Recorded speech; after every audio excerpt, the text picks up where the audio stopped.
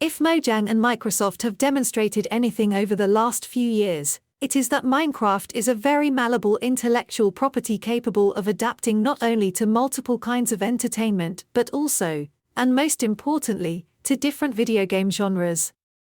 Following the discrete Minecraft story mode after the Great Minecraft Dungeons, which provided a Diablo-like version of the Cube world, the time has come for Minecraft Legends, which once again deviates from the light-hearted formula in order to create an atypical real-time strategy game accessible to all.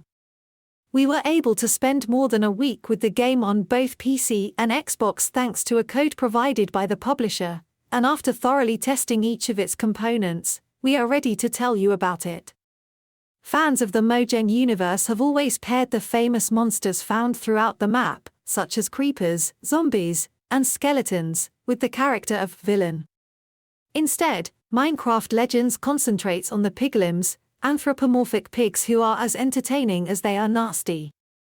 Hordes of pink pigs have invaded the overworld from the Nether, harming all creatures who live there, both hostile and friendly, such as villagers. And this is where we come in, given that the situation is grave enough to prompt what we call the gods of the overworld to seek the assistance of a figure bold enough to assume the role of the hero of the moment. While he is searching for gems in the depths of a cave, a portal appears in front of him, catapulting him into a whole new realm led by a trio of strange creatures. There is also a gigantic golem with a child's voice. What is presented to our protagonist is a particular loot that allows him to command practically all of the living beings that roam the overworld and use them as pawns in the struggle against the piglim. Unlike traditional RTS games, where the player is incorporeal and controls everything from above, in Minecraft Legends you take direct control of a character who, in a third-person view, can move freely within the scenario at procedurally generated cubes. Whether in the campaign or online multiplayer mode, the gameplay is, in theory, comparable to that of more classic strategy games, with the key distinction being control of the troops. Our hero can erect modest structures to spawn creepers, skeletons, golems, and other units inspired by the most well-known Minecraft mobs. The creatures, like those seen on the map, can be recruited with the simple press of a button. The protagonist creates a sound with his lute that impacts a small region, causing all nearby units to begin following him until they are freed or led toward an objective. This system, as one might expect, makes troop control more difficult than it is in a random Age of Empires, where you select militias with surgical precision using the mouse and give them various orders. It's a new kind of play that sometimes necessitates continual movement in order to reclaim any monsters who have been left behind or that have stayed without an objective after destroying a building or eliminating a platoon of piglim. It is not even able to make specific formations or arrange the team in a specific manner, but the only option to sending all troops to attack is a useful menu that allows us to highlight all units of a certain type. With a little practice, one discovers that this technique works quite well and that the only significant issue is the inability to recall neighboring forces rapidly. True, we could accomplish that with any mob generator, but in this situation, all of the warriors on the field would be transferred to us. To be clear, this includes those who are ready to destroy an enemy structure. Who can swing left and right with his diamond sword, a one-of-a-kind weapon that cannot be altered in any manner. These strikes, while ineffectual against buildings and larger adversaries, are fatal against weaker piglim, allowing you to clear areas or defend troops while they are busy with more critical objectives. While based on a simple action, this concept has a good impact on the game's tempo and ensures that the player will never stand idle and watch his battalion do havoc. Whether it's fending off some intruders or defending your comrades, you're always on the move and actively participating in the battle in Minecraft Legends. The Minecraft Legends building method, which is divided into two halves, is no less unusual.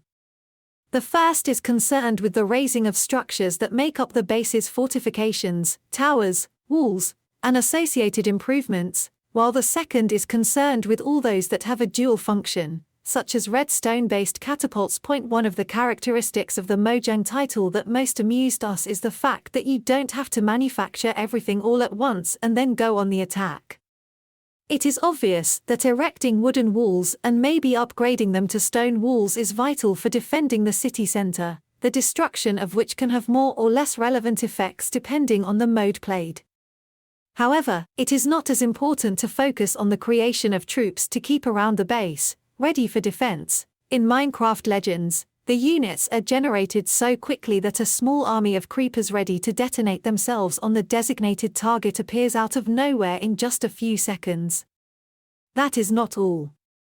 The offensive stages must be carried out by constructing everything required near the base to be conquered at the time. Forget about long travels with dozens of units in tow. Instead, gather wandering mobs along the route, who will join those formed on site after all. Creating a generator of golems, zombies, or other monsters just takes a few minutes and a small number of resources. In fact, dozens of them are strategically placed near the rival city or the piglin camp. Instead, minor structures that serve as upgrades and whose existence in the base contributes to the maximum quantity of transportable resources, selected units, or those that can be developed must be protected. Obviously, erecting all of these buildings will be a difficult task, given that their walls are composed of a costly substance obtained only and exclusively by removing the piglim's defenses. It is, in some respects, a currency equal to experience in a role-playing game because it is the only one that allows you to enhance efficiency in the assault and defense phases. All remaining resources must be obtained using a system we discovered to be ideal, since it provides the ideal compromise between a strategic and Minecraft approach. In reality, we will be able to place some pharaoh-like beings in a place on the map so that they can extract the desired material in complete autonomy and without our presence. We will be able to amass diamond, coal, wood, stone, and other blocks that we have come to know over the years in this manner, which we will then invest in the production of units or the manufacture of buildings. Minecraft Legends gameplay, which is exciting and immediate despite certain flaws, can be learnt gradually thanks to the superb campaign mode. As with every respectable RTS, we're talking about a very long game that serves as a tutorial and isn't divided into objectives. We'll choose a difficulty level, just as in Minecraft, and a world with changeable size and materials will be built procedurally. Our goal will be to explore each biome on this globe while avoiding the many piglin tribes, each with its own leader to kill in a boss battle. On the one hand, we will be raising these odd foes camps, on the other hand, we will have to secure the various cities and ensure that no one is wounded during the nocturnal invasions. As a result, it is a mode that may be tailored to the rhythms of the player, or players, given that the story can be played with 3 additional partners. Without too many issues, the user can choose how quickly to progress and perhaps take some time to obtain certain improvements or a mount other than the basic one. Each chapter of the novel is accompanied by a short clip that captures the essence of Minecraft, possibly depicting unusual scenarios in the pigs' dens. It's not a title that's played for the plot, but these interludes are likely to be appreciated most by the younger generation, possibly aficionados of the Mojang universe. We cannot fail to report a bothersome thing because the campaign guarantees net fun.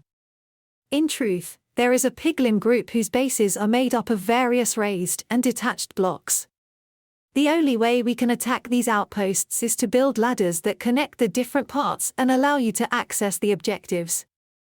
Some game limitations emerge forcefully in these situations, because building the connection nodes is often difficult and the units do not always follow the player correctly along the way. In a nutshell, we find ourselves with dozens of soldiers who fall while moving towards the goal and, for the reasons stated above, going to recover them is very uncomfortable. This is the only serious issue we've encountered in the dozens of hours we've spent in the company of production, and we hope that a fix will be available soon to put an end to this issue. The throbbing heart of Minecraft Legends is represented by online multiplayer, which is where we expect the bulk of gamers to spend their time. In this case, the matches are still played on procedurally generated terrain, but there are 2 teams competing for victory, with each team accommodating up to 4 players. This means that each side must share the resources they have gathered and ensure that the base has adequate defenses to prevent opposing hordes from reaching the main structure and razing it to the ground, so earning the victory immediately. For the most part, the match progresses similarly to the campaign. There are several piglin camps here as well, and their existence converts the multiplayer experience into a PvPvE without dead times. Unlike other RTS games, where people who do not play at a high level spend time gathering resources to develop themselves, here it is required to fight the AI to obtain the requirements for the building of power-ups, without which it is difficult to gain an advantage over the adversary. The major disadvantage is possibly the time required to complete the matches, because each battle can last a long period and it is possible to play for more than half an hour.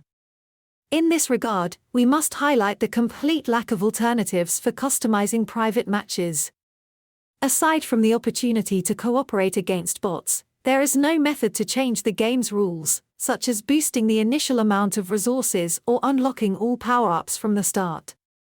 Such a tool would undoubtedly have improved the experience for a segment of customers who cannot afford lengthy sessions. In reality, the scarcity of multiplayer options is only the tip of the iceberg.